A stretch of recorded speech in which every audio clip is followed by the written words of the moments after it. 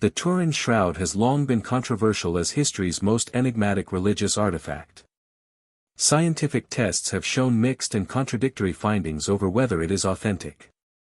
But now, according to recent research, the shroud could really be some 2,000 years old, perhaps even dating to Jesus' time. For Christians, the perpetuating skepticism has been vexing. But now, an age-old enigma is confronted by a new age solution: artificial intelligence.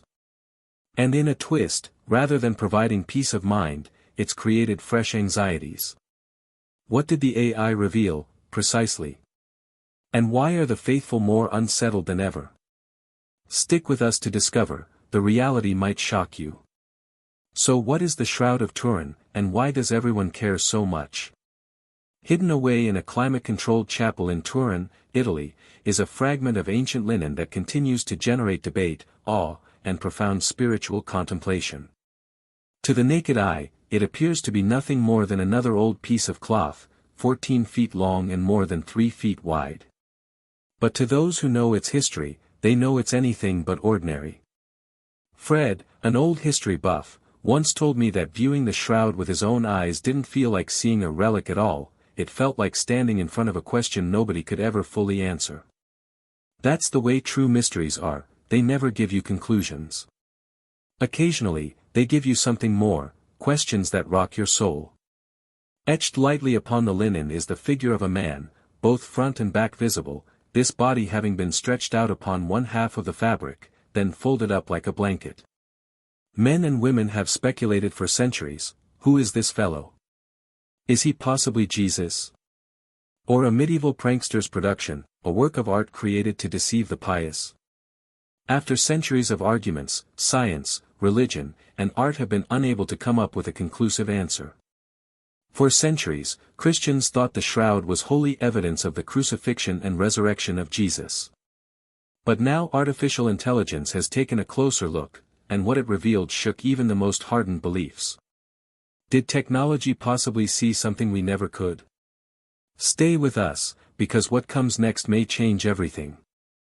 The first recorded appearance of the shroud was in 1354, when a French knight, Geoffroy de Charny, donated it to a church in Lirey, France. He said it was the shroud of Jesus Christ, a remarkable claim in an age rampant with religious relics.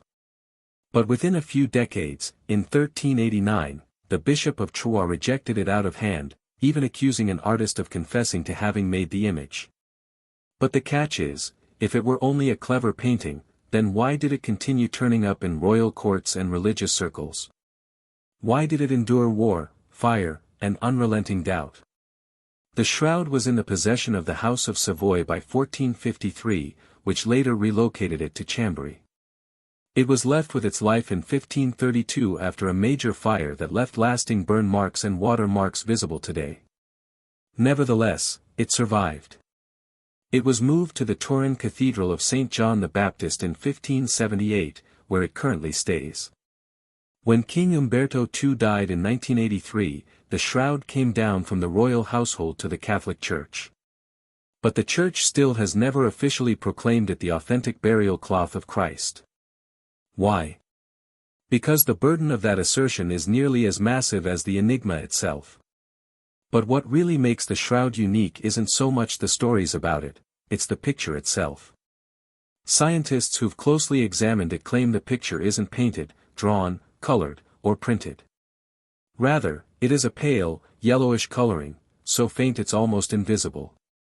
But when captured in a negative photograph, it shows incredible anatomical details with precision that is apparently impossible for the era.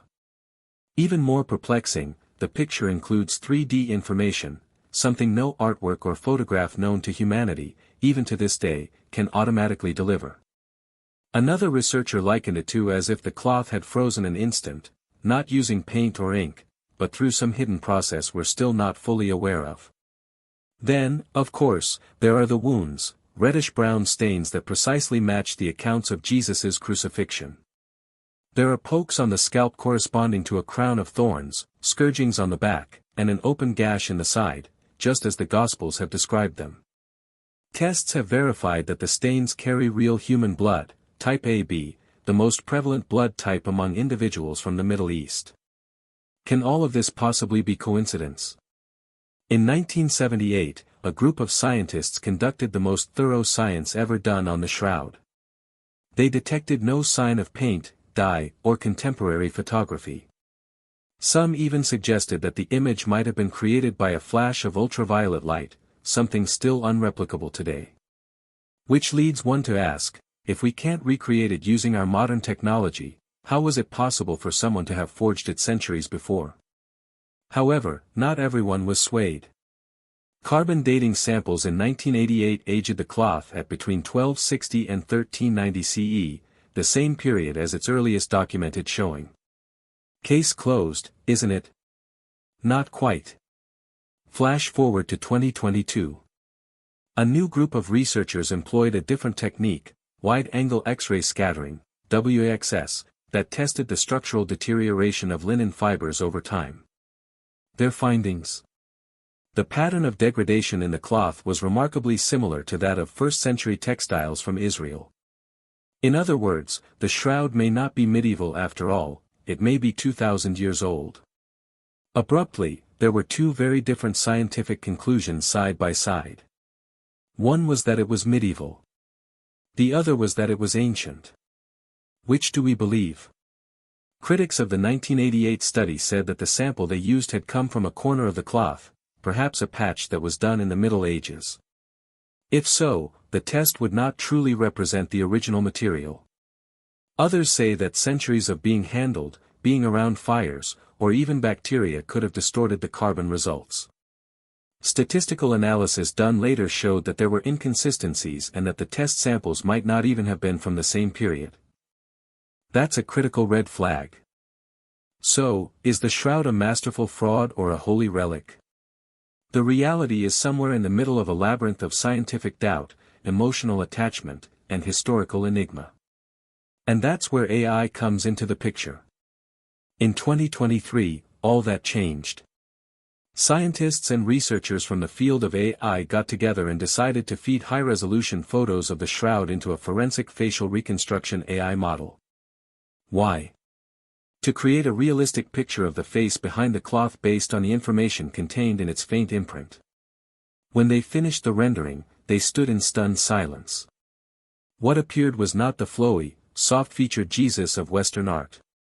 This was a dark-skinned Middle Eastern man with a hard jaw, sun-kissed skin, puffed cheeks, and bruising on his eyes.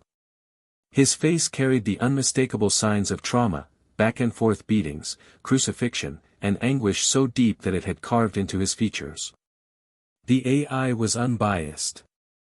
No predetermined notion of what Jesus ought to appear like. It merely plotted the facial structure contours, tissue depth indicators, and bloodstain locations on the shroud. What it created was rough, ethereal, and totally human. For centuries, artists imagined, theologized, or fashioned the face of Jesus according to their imagination, theology, or cultural ideals. But this time, the face was fashioned by science, not in response to faith, but forensics. And maybe that is the reason why the reaction has been so over the top. Most Christians were moved to the heart by the AI portrait. To them, it added a new dimension of closeness, an unvarnished, unpainted picture of pain. Others, however, were uncomfortable. This was not the Jesus in stained glass windows. This was a human being who appeared to have suffered unimaginably. The soft, radiant halo was nowhere to be seen. Instead was reality. But the work of the AI did not end there. Scientists employed the shroud's full-body image to rebuild what the whole man could have resembled, from height to physique, to probable stance based on the alignment of muscles and wound. What resulted was a form much more rooted in the material world than had been depicted by spiritual representations. And that's a deep question: if this is the face of Jesus, are we ready to embrace it?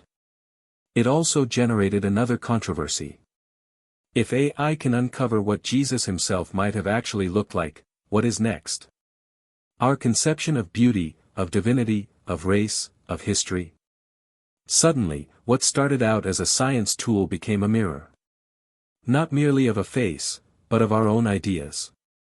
Even today, the Catholic Church is reticent. It has neither ruled nor confirmed the shroud to be authentic. But it has recognized its spiritual value, and Pope John Paul II once referred to it as a mirror of the gospel. Whether that mirror reflects literal or symbolic faith is a matter of faith. So where does that leave us? With more light, or more shadow? I can never definitively demonstrate if the shroud is Jesus' burial cloth. But what it has done is get us nearer to the man behind the legend. In a sense,